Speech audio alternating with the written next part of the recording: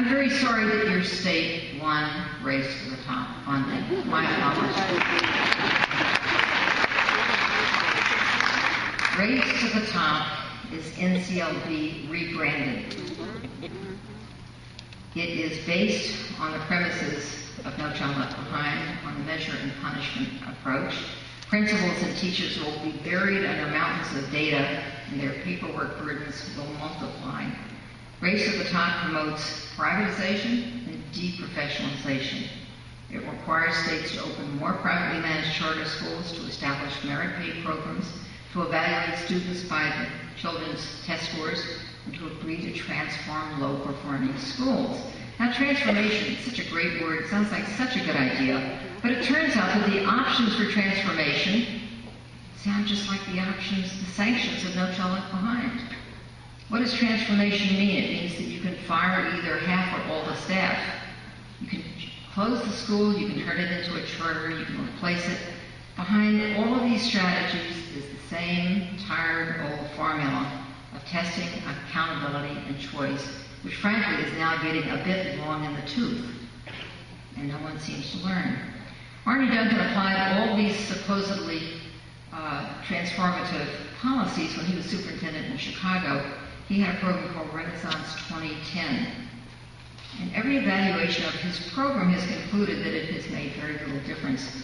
Many schools closed, many new schools opened. Few of the new schools were better than the old schools. Most of the children transferred from an old, low-performing school that was closed to a new new school.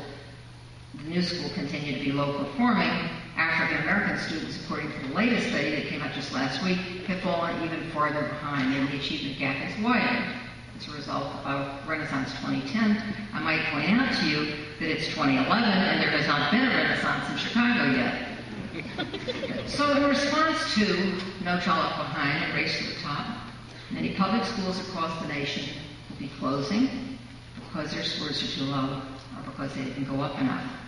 And as schools close their doors, communities are destabilized and fragmented.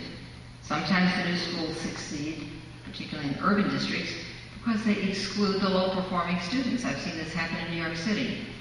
Closing schools doesn't help immigrant children read English, nor does it narrow the achievement gap. Closing schools does nothing to address the educational needs of students. Public schools are not chain stores that can be closed and opened at will.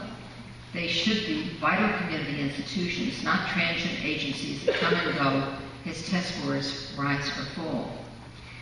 In one sense, Race to the Top is even worse than No Child Left Behind. And that is, NCLB holds schools accountable. Race to the Top holds teachers accountable.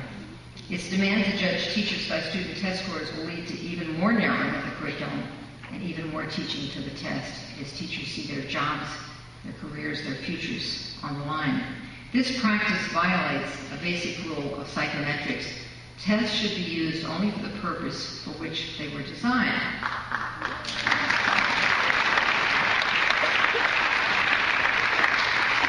A fifth grade reading test is a test of fifth grade reading. It's not a test of the teacher.